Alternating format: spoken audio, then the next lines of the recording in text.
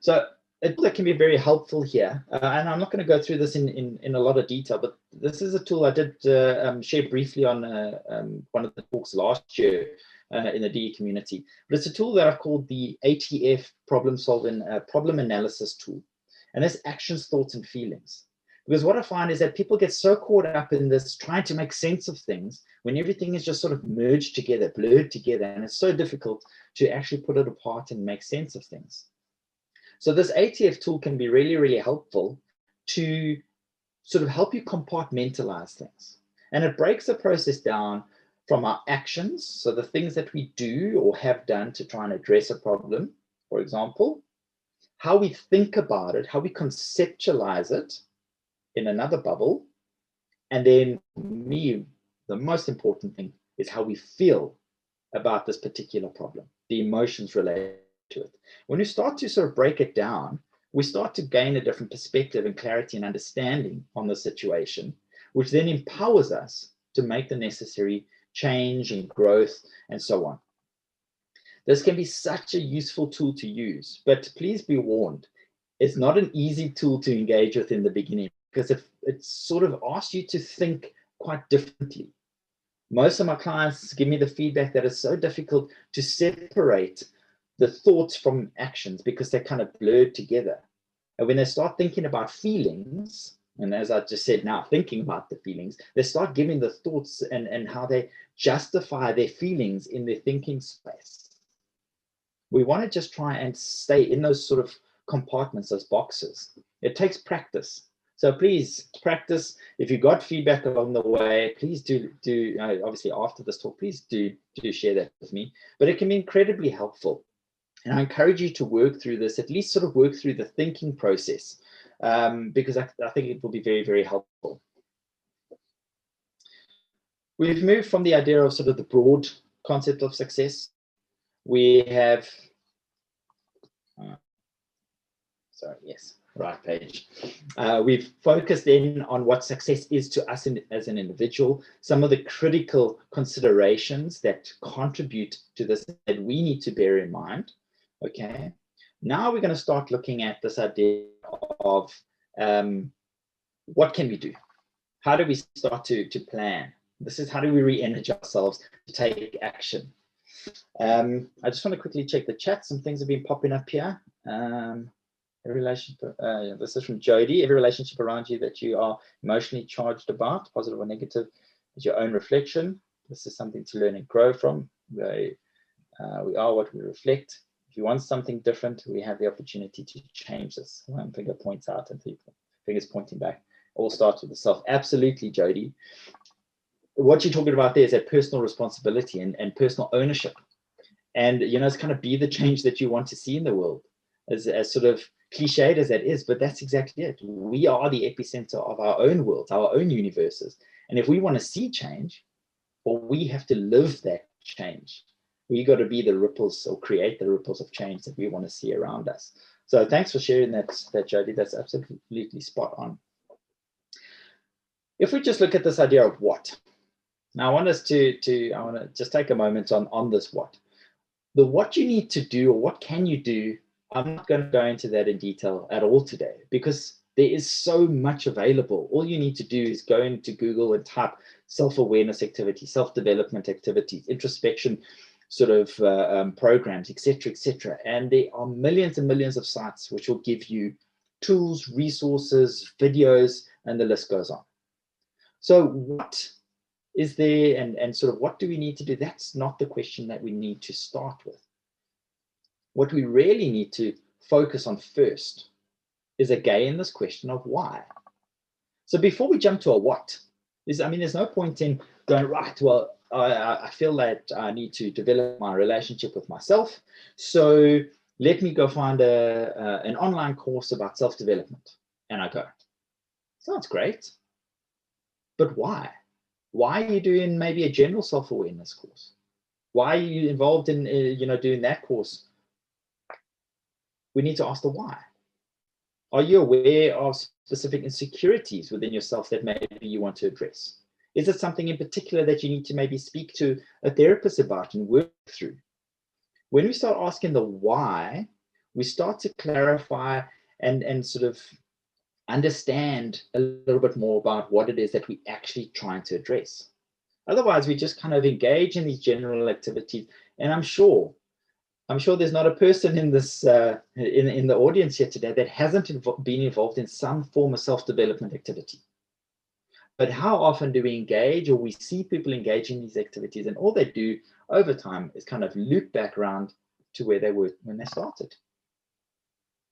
There's sometimes these self-development programs and activities may be sort of a short-term fix, but then we kind of go back to the original problem. And from my perspective, and it's not all the time, but generally speaking, it's because we're not focused on addressing the right issues, the specific issues. So we start general, we go in, we kind of lose the motivation because we don't really kind of connect or relate to it. We don't really make the fundamental changes in our lives, and we revert back to our default, our blueprint. So ask yourselves that why question. By asking this, we start to really clarify, as I said, so we can hone in and really focus on the behaviors and characteristics that maybe we want to change and develop. Again, this is absolutely unique and personal to you.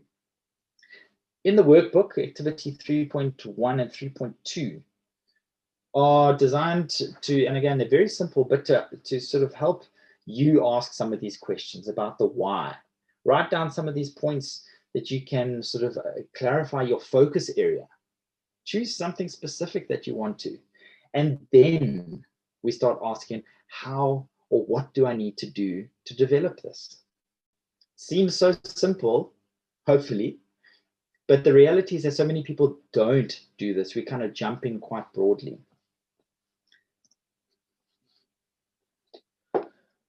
With that in mind, and we're going to start sort of connecting the dots and pulling this together so that we can have a little bit of a engagement, ask some questions, connect. But we've started with this idea of this broad idea of context, and each of us is going to have a different context. And these concepts that I'm going to share now, we can use in any space with any situation, any dynamics. But when we start with a broad context, it gives us sort of this broad sort of orientation. It's going to be unique to us. If we don't start with this broad context, well, we're kind of a little bit lost, and we sort of might be misdirected right from the very beginning. So we have also, through that first the first part of the process, we looked at sort of refocusing. And we refocus our general concept of what success is. And in doing so, we've helped to try to give ourselves a bit more perspective on what success is. The perspective helps almost sort of just point us in the right direction. While gaining a bit of perspective, we can then move into the space of gaining clarity. And that's what we've tried to do as we redefine. So from this broad perspective space, we now start to make it more personal, more specific. Gaining clarity is where we start to identify things that we can directly relate to, directly connect the dots between ourselves and what this sort of elusive thing ahead of us is, the goals that we need to do, the concepts that we can, really sort of tug on our heartstrings and really make sense to us, and really connect to our own thinking. And by going through this process of this broad context, narrowing it down with this perspective, sort of getting that direction, clarifying by sort of tightening the nuts and bolts, sort of pointing us in the right direction, we then get to a place where we can start actually planning. And that's where I'm hoping we kind of leading it sort of started to end off today, is with the idea of planning. And that's where we start to become re-energized, because when we've got a plan, there's motivation, there's structure, there's order. And although this talk has been read, sorry, Lisa? Sorry to interrupt you there, Lloyd. It's such a very powerful point you made in terms of getting to planning. And getting to that stage is pointing back to the questions why. I would like, if you don't mind, Lloyd, I would like to ask Jody to just quickly come in, because she's responded to something I shared in the chat about, I asked myself the why 3 times. And Jody, you say that there's actually 7 levels of why. Don't you just quickly want to talk to that, because that will really contribute to content, perspective, and clarity to get to that planning stage. Lloyd, is that okay with you? Absolutely, I'd love to hear from Jody there.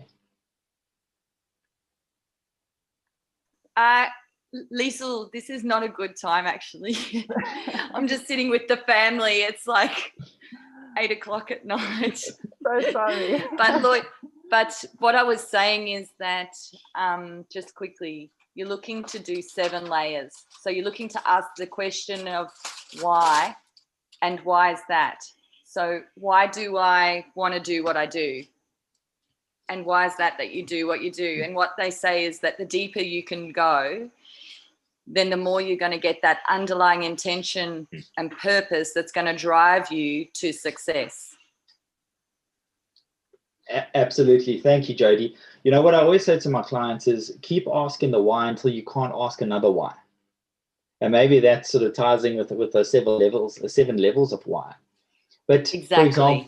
For example, you say, I want to, success to me is having, being happy in all aspects of my life. Why? And then Lisa, it's because it's going to translate into my other way. And why? And we ask why until we get down to where we find it so difficult to ask another why. And for me, that's a kind of starting point on top of which we then build. And, I changed my presentation. I told Lisa and Craig quite significantly just a couple of days ago. But before I changed it, I had this idea of talking about this concept of a house of cards, or building a house. So success can be sort of seen or understood as this metaphor of creating this house. And I'll elaborate on that in a course I'm going to be doing that'll be launched in Liesl sometime. We'll talk about that. But it's about sort of putting these pieces in place to create this house. And ultimately, this house is what sort of entices people, excites people, wants to sort of, people want to be close to you in a personal space because of the house that you've created. The clients want to sort of, they want to mimic your house. So you become the envy of people because of what you have created. And that is the kind of success that we create. It's not to make people envious, but just as an example. But with this idea of a house, what is fundamental to a house standing tall and strong? And it's the foundations. We need to focus there. We can't focus on how pretty the walls look and different color paints and let's change the roof tiles if we're sitting on poor, cracked, sort of mushy foundations. And the foundations start with you as an individual. It's the awareness that you have, the self-awareness.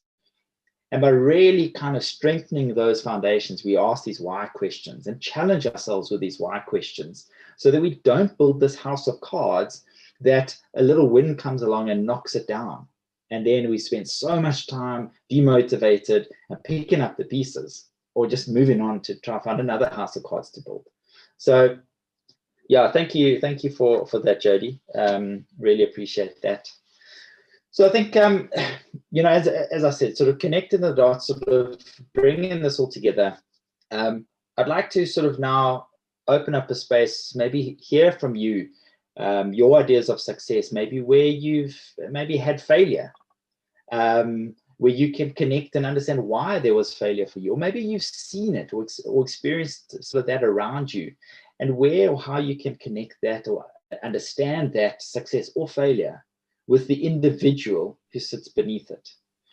I think sort of being able to sort of connect the dots and relate it to something personal will be very helpful. Yeah, if you'd like to come on and share with everybody, please do, and also in the chat. I've interrupted you again there, Lloyd. No, that's fine. To get the ball rolling, Lloyd, this is a phenomenal question that you are posing here, and from especially how to have the foundations in place. And maybe people also find that there's a repeat cycle of certain failure events happening in their lives. Now, firstly, I think failure in its own is a success. you know, because that's how we grow as people and as individuals. If we don't fail, we don't learn from, you know, what the art of possible is. From my perspective, what I have found, a personal example, is that up to the point where I did not realize it starts with me, and that my success lies within me. Certain recurring events happened all the time, and I didn't have the knowledge and of the powerful knowledge you are sharing here with us now.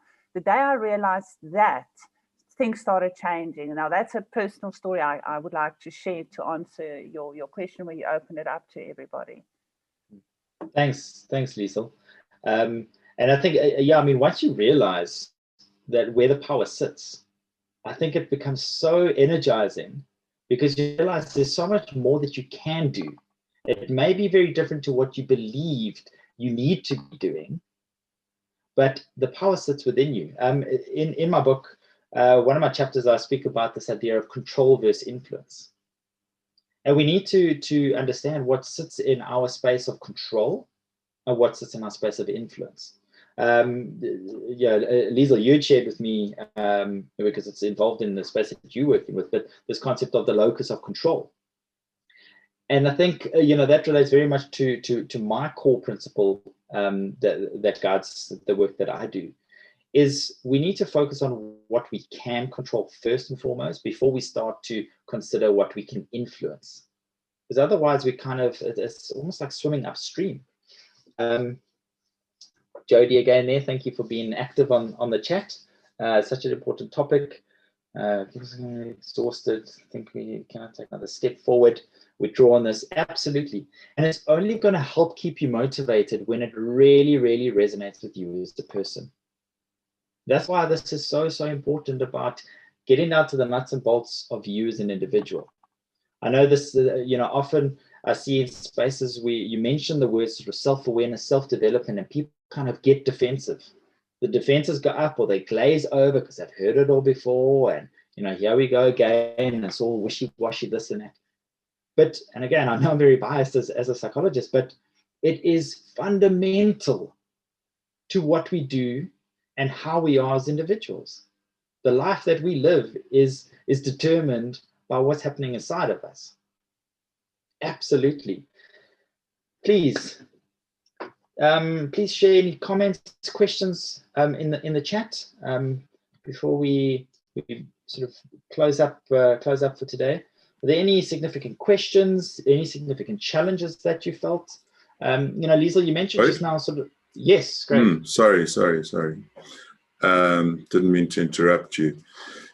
I think what's absolutely critical is purpose, you know, and you know, until I found or got clarity on purpose for myself, you know, and I've always known that I enjoyed helping people to learn. You know, actually when I left school, I thought I was going to be a teacher, and things didn't just didn't work out that way. But, you know, like, what's it, 35 years later, the thing that really excites me, invigorates me, motivates me is when I'm helping people to understand, you know, difficult concepts or technologies or whatever. So that you know, that whole notion of really getting to your purpose and finding your why.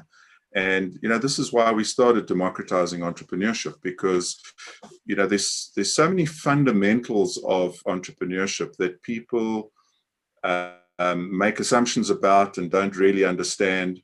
And when you ask them, but why do you think it's so complicated, or why is it like that?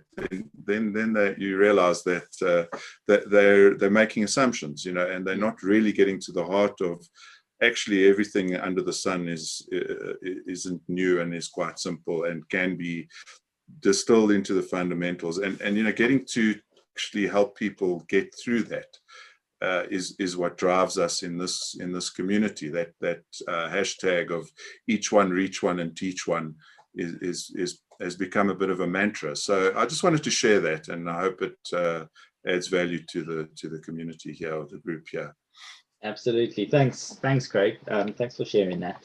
And absolutely, I think just and Petra, I see your hand is up, so you can unmute yourself in the meantime. But I think so often people are focusing on the wrong things. They're focusing outwards on all these other things, as opposed to just simplifying and kind of looking inwards for a moment. And I think when we're able to do that, we see that things are actually far simpler and easier to shift and change. So yeah, thanks for that, Craig. Petra? Can you guys hear me though? Yes. Cool. Okay. First, I always enjoy your talks because you do tend to bring a totally different perspective from what I expect. So I like that. I think what's good about today's one is when you spoke about success, I realized that I haven't checked in with myself recently about what I consider success to be now. I think very much it changes with the seasons in your lives. And for me, often the seasons outside as well. Different in winter, different in summer. But so for me, that's good. And while I was listening to Liesel talking about, if she can be happy every day, to her, that's a successful day. And I have to admit, I'm shocked because to me, if I can experience every emotion every day, and manage to cycle through them or properly cycle through them, not get stuck somewhere, then I'm happy. So I was a bit shocked and taken aback.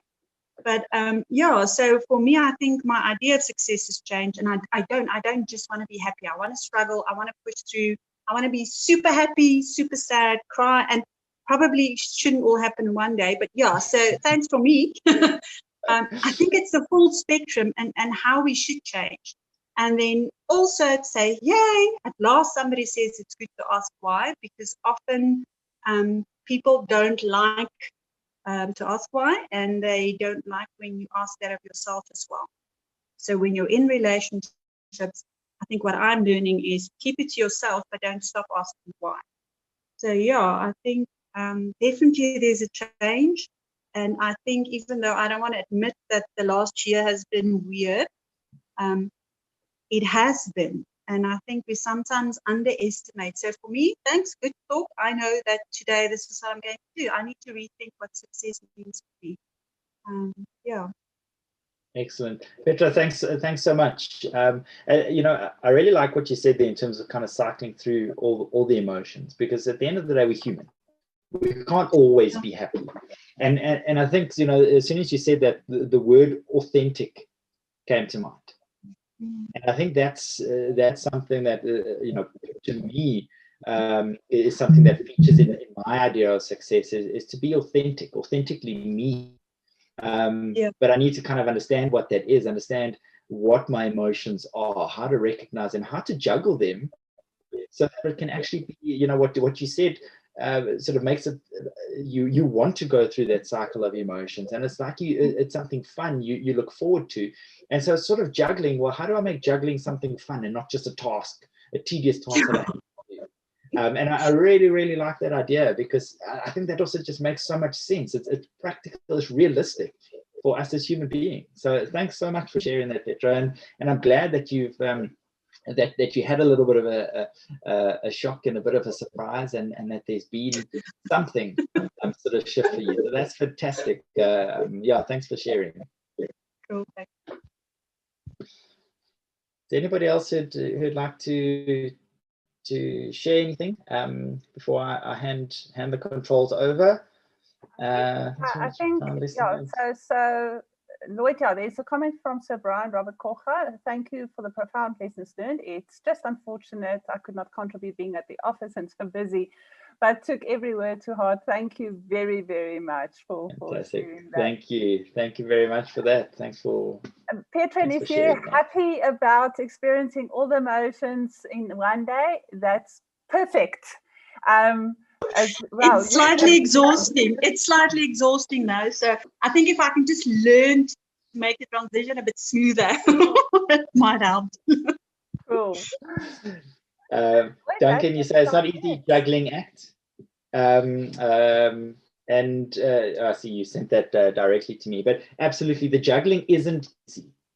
It's when you learn. I don't know if any of you have ever tried to juggle. Years ago, I worked overseas and I worked with children, and I taught myself to juggle.